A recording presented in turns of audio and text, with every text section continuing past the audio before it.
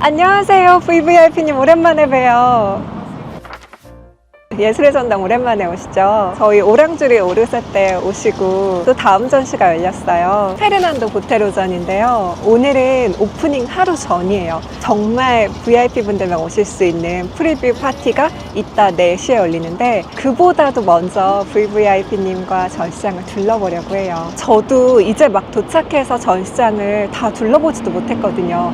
가장 최초로 만나보실 수 있어요. 그런데 예술의 전당 오면 미술관이 양갈래로 갈라져 있어서 좀 헷갈리시죠? 항상 왼쪽으로 가야 되는지 오른쪽으로 가야 되는지 어려워하시는데요. 한가람 디자인 미술관, 이 페르난도 보테로전이 열리는 공간은 저쪽 테라로사로 가지 마시고 파리크라상 하나만 기억하시면 돼요.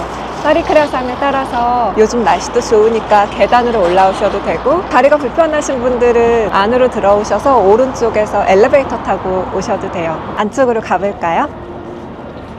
예술의 전당 꾸준히 오시죠? 어쩐지 낯이 익어요. 꾸준히 오셨기 때문에 더 재밌는 점이 있는데요. 여기 한가람 디자인 미술관은 제가 계속 공식 도슨트를 했던 전시들이 열리고 있어요. 미셸 델라크루아 오셨었죠? 베르나르 뷔페 오셨었죠? 오랑주리 오르세도 오셨어요? 너무 미술을 좋아하시는 분이시네요. 어쩐지 품격 있어 보이셨어요. 그 전시들이 열렸던 같은 공간이에요. 그래서 이전 전시를 보셨기 때문에 같은 공간이 어떻게 변화했는지 공간의 구조도 보시는 재미가 더할 거예요. 이번 페르난도 보테로전은요, 한국에 오기 전에 무려 로마, 바르셀로나, 바쿠를 거쳐서 서울에 오게 됐어요. 그리고 그림만 있는 게 아니라 유화, 드로잉, 수채화, 조각 등 112점의 작품들이 전시가 되어 있고요. 규모 자체가 대단한 전시이기도 하지만 제가 개인적으로 생각하는 이 전시에 큰 의의가 있다면 보테로의 딸이 직접 기획한 전시라는 거예요. 안타깝게도 페르난도 보테로가 3년 전이었던 2023년에 세상을 떠났어요. 그래서 그의 하나뿐인 딸 리나 보테로가 재단을 운영하고 있고 큐레이터로 활동을 하고 있는데요. 그래서 보테로의 그 유산을 받아 보테로가 사망한 뒤 최초로 열리는 아시아 공식 회고전이에요. 그래서 이번 전시를 위해 서울에 내한을 했고요. 저도 방금 리나 딸이 직접 한 이야기를 살짝 듣고 왔어요. 따님이 직접 전해드린 이야기도 비하인드 스토리를 알려드릴게요. 너무 기대되는데요. 같이 최초로 안에 들어가 볼까요? 짠! 너무 예쁘죠? 이번 컬러는 곧 또 여름이 오기 때문에 시원하게 블루가 키 컬러더라고요. 페르난도 보테로의 대표작 푸른 드레스를 입은 테레사에서 따온 색이기도 해요. 아직 아무도 입장해보지 않은 전시실이에요. VVIP님만 들어오실 수 있어요. 평소에 페르난도 보테로 작품 보신 적 있으세요? 아, 처음이세요? 그럼 더 좋으실 거예요. 부러운데요? 페르난도 보테로를 한 번도 보지 않았는데 처음 마주할 때 그 기분이 어떨지. 페르난도 보테로의 그림은 상업시장에서도 활발히 거래가 되고 있기 때문에 아트페어 같은 데서 보신 분들도 많으실 거예요. 그리고 사실 11년 전이었던 2015년에 예술의 전당에서 큰 전시회가 열리기도 했었어요. 그래서 그때 보셨던 분들은 더 반가우실 거예요. 전혀 다른 작품들이 또 왔거든요. 이게 바로 보테로의 얼굴이에요. 보테로는 콜롬비아 사람이고요. 1932년에 태어났어요. 그의 자화상을 보시면 붓을 잡고 있는데요. 91세의 나이에 사망하기까지 평생 붓을 잡고 살았고요. 리나 보테로가 그런 말을 하더라고요. 우리 아버지는 붓을 잡고 돌아가셨다. 이번 전시는 그 많은 작품들 중에서도 시대순이 아닌 주제별로 나눠놨어요. 여기가 바로 그 첫 번째 섹션인데요. 첫 번째 섹션 변주예요. 보테로가 선배 화가들을 존경하는 마음을 담아 그렸던 오마주들을 볼 수 있어요. VVIP님은 전시 자주 오셨기 때문에 유명한 명화의 형상을 찾아보실 수 있을 것 같은데요. 어떠세요? 좌측 끝에 이 작품 익숙하시죠? 얀바네이크의 작품을 오마주해서 그리기도 했고요. 이 작품 너무 웃기지 않아요? 앵그르의 작품을 오마주해서 그렸어요. 여인을 정말 매끈한 도자기 피부처럼 잘 그리는 화가로 유명한데요. 실제 무아테 씨의 부인과는 전혀 다른 버전으로 보테로가 그려냈어요. 구성은 비슷하게 하면서도 본인만의 현대적인 감각으로 풀어냈죠. 앵그르의 그림 속에서 가슴털은 상상할 수도 없거든요. 지금 이 여인이 여인처럼 보이지도 않죠. 이렇게 앵그르나 라파엘처럼 아주 이상적인 비례를 그렸던 거장들의 그림을 완전히 다르게 표현했어요. 벨라스케스를 따라 그린 시녀들 작품이고요. 실제 작품보다 훨씬 더 부드럽게 표현을 했어요. 그리고 더 따뜻하게 느껴지시죠? 실제 벨라스케스의 그림은 바로크의 거장이기 때문에 따뜻함이라고는 전혀 찾아볼 수가 없는데요. 보테로만의 온기가 느껴지는 특유의 작품이에요. 그리고 이 작품이 중요한 건 보테로의 파리 작업실에 오랫동안 보관돼 있었던 작품이에요. 지금 로마 이후로 서울에서 딱 두 번째로 공개되는 작품입니다. 보테로 개인에게도 의미가 있는 작품이어서 이번 전시의 포스터기도 하죠. 작품만 보지 마시고 액자도 눈여겨서 보시면 좋아요. 다른 액자들과 달리 보석이 박힌 것처럼 장식이 되어 있어요. 반짝반짝 빛나죠? 보테로의 작품을 잠깐 보시면서 공통점 찾으셨어요? 네, 다 뚱뚱해요. 그런데 뚱뚱하다라고 표현하면 안 돼요. 보테로가 그런 말을 해요. 나는 뚱뚱한 것을 그린 것이 아니다. 볼륨, 그 풍요를 그린 것이다. 그래서 보테로의 그림 보실 때, 표현하실 때 뚱뚱하다 라고 하시면 안 되고요. 뭐라고 하면 좋을까요? 뚱뚱하다 대신 표현할 수 있는 방법을 알려드릴게요. 상당히 볼륨감이 있으세요. 되게 꽉 차 보이세요. 오늘따라 묵직해 보이시는데요? 놀리는 거 아니에요. 중력의 사랑을 많이 받고 계신 것 같아요. 그 존재감이 되게 확실하세요. 멀리서 잘 보일 것 같아요. 되게 밀도 있어 보여요. 바람에도 흔들리지 않는 것 같은 안정감이 있어 보이세요. 뚱뚱하다 대신에 이렇게 예쁜 말로 표현할 수가 있어요. 그런데 실제로 팻과 볼륨이란 건 의미 자체가 다르잖아요. 지방을 이야기하는 게 아니라 그 모든 형태의 볼륨감, 부피감을 이야기하고 있고요. 이게 곧 풍요이자 여유라고 해석하시면 그림이 달라 보일 거예요. 인간은 본능적으로 빼빼 마르고 앙상한 것보다 동글동글한 것에 안정감을 느껴요.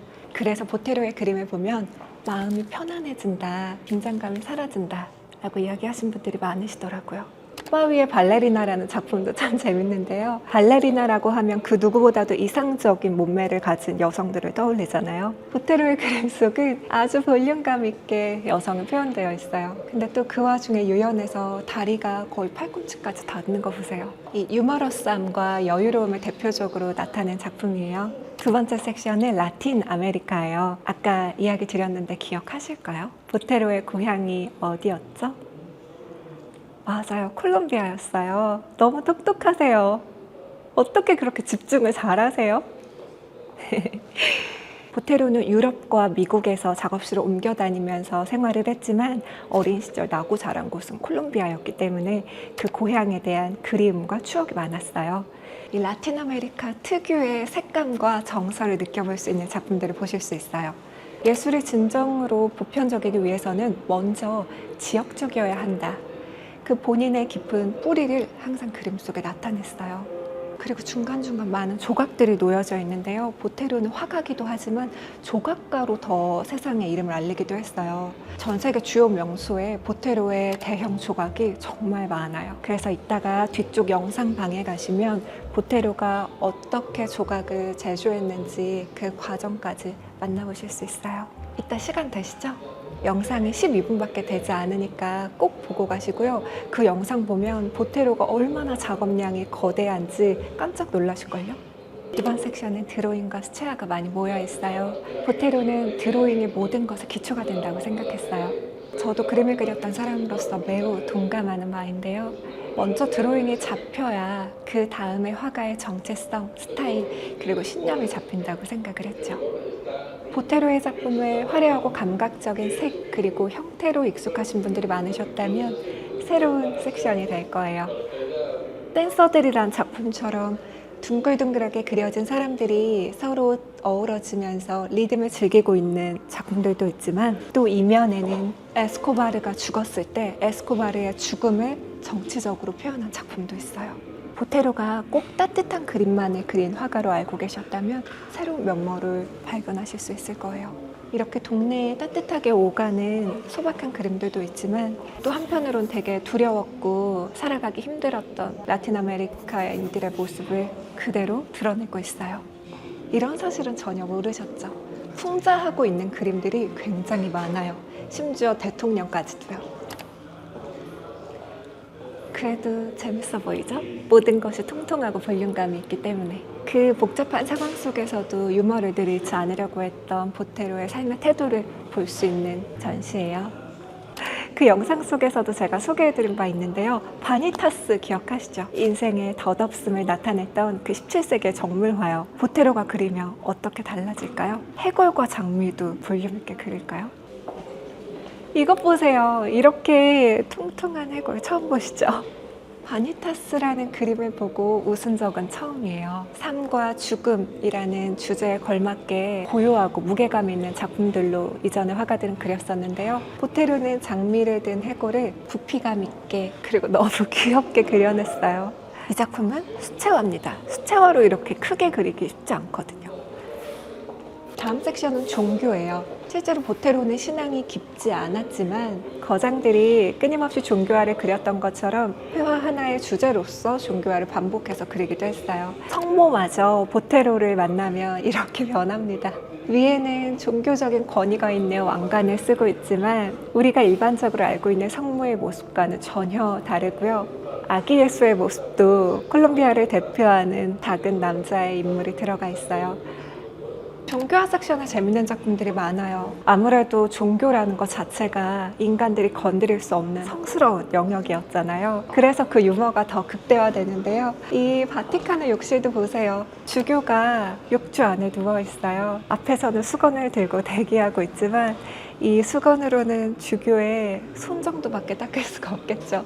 더 드라마틱하게 대비감을 줌으로써 보테로의 특징을 재밌게 보여주고 있어요. 이번 섹션은 정물이고요. 아무래도 요즘 화가들은 17세기, 18세기 같은 그 과거의 화가들보다 정물을 등한시하는 경향이 있어요. 하지만 보테로는 근본을 참 중요시했던 화가예요. 끊임없이 정물을 탐구하면서 그림으로 남겼고요. 또 뻔하지 않게 남겼죠. 보테로가 배를 그리면 이렇게 됩니다. 보테로가 과일을 그리면 이렇게 됩니다. 피카소 특유의 정물 화풍이 있고 세잔 특유의 화풍 아시죠? 우리 지난번에 같이 봤잖아요. 그런 것처럼 보테로도 본인만의 시선으로 같은 사과, 같은 오렌지일지라도 전혀 다르게 표현을 했어요. 고양이마저 다 늘려버렸어요.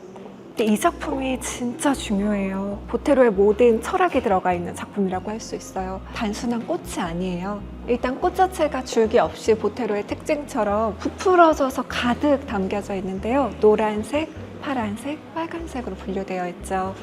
바로 콜롬비아의 국기를 상징하고 있어요. 그래서 이 작품은 한 작품 따로 볼 때도 멋있지만 약간은 뒤로 멀리 떨어지셔서 새 작품을 한눈에 담아보시길 추천해요. 그리고 마지막 섹션은 서커스입니다. 보테로가 이런 말을 해요. 서커스는 가장 보편적인 주제이자 시각적으로도 가장 표현할 게 많은 주제다. 그래서 우리 앞에서 봤던 그림들보다 유독 화려하고 알록달록한 색채들이 두드러져요. 그런데 좀 이상하지 않으세요? 아까부터 계속 느끼셨을 거예요. 보테로의 그림은 유머러스하고 색채가 밝기는 한데 사람들의 표정이 어딘가 정적이에요. 웃지도 않고 울지도 않고 도대체 어디를 보고 있는지 이 사람이 무슨 생각을 하고 있는지 알 수가 없어요. 눈동자를 보세요. 이렇게 공중을 날아오르는 그네를 거꾸로 타면 눈을 질끈 감거나 혹은 프로페셔널하게 웃고 있어야 하는데 어떤 감정을 느끼는지 알 수가 없죠. 왜 그랬을까요? 보테로는 그림 속에서 감정보다 형태가 먼저 드러나길 원했기 때문이에요. 우리는 사람을 마주하거나 그림을 볼 때 표정, 특히 눈에서 많은 감정들을 읽게 되잖아요. 이 모든 것들을 배제하기 위해 의도적으로 눈동자를 가운데에 놓거나 혹은 양쪽으로 사시처럼 놓거나 해서 우리가 감정을 배제하고 이 그림을 바라볼 수 있게 유도했던 거죠. 완벽히 의도적이다라고 아까 딸이 이야기하더라고요. 이 그림도 중요해요. 이 그림 속에 지금 한 고개사가 만돌린을 연주하고 있잖아요. 보테로가 부피감 있게 그린 그림의 시작이 바로 만돌린이었어요. 우연히 만돌린을 그리다가 구멍을 작게 그렸더니 그 작은 구멍에 대비돼서 다른 형태들이 더 커 보이는 현상을 느끼게 된 거예요. 완벽한 우연이었죠. 그래서 그때부터 모든 그림들을 조금 더 부피감 있게 작은 것과 큰 것을 같이 놔서 더 대비감이 두드러지게 그리는 화풍을 극대화시키게 돼요. 이렇게 보테로의 작품 112점을 쭉 훑어보셨고요. 전체적으로 너무 즐거우셨죠? 지금 이 모든 전시장이 다 사진 촬영이 가능해요. 오늘 VVIP님도 예쁜 사진 많이 남겨가시고요. 저도 이따가 찍어주세요.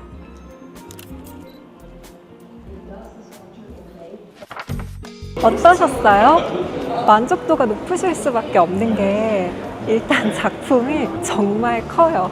기본적으로 높이가 2m가 되는 작품들이 100여 점 채워져 있기 때문에 한국인분들이 돈 아깝지 않다라면서 만족하실 것 같고요. 오늘은 사실 VVIP 데이 프리뷰라 모든 작품들을 제가 다 해설해 드릴 수가 없어요. 또 뒤에 행사가 계속 이어지거든요. 그래서 혹시 괜찮으시면 다음번에 또 오실 의향 있으세요? 아, 가격이 부담되세요? VVIP님 되게 큰 기업을 운영하고 계시는 분으로 알고 계시는데 요즘 전시 티켓가가 전체적으로 올라서 부담이 될 수가 있어요. 그래서 제가요 준비했어요. 총 40매를 VVIP님께 드릴 거예요. 오늘 프리뷰 쭉 둘러보시고 어떠셨는지 댓글 남겨주시면 40분을 추첨해서 초대해 드릴게요. 저는 이번 전시의 공식 도슨트이기도 해요. 주로 목요일에 있으니까요. 직접 소통하면서 얼굴 뵙고 더 가까이서 얘기했으면 좋겠어요. 자세한 확정 스케줄은 고정 댓글에 남겨놓을게요. 보테로처럼 풍요로운 하루 되세요. 안녕.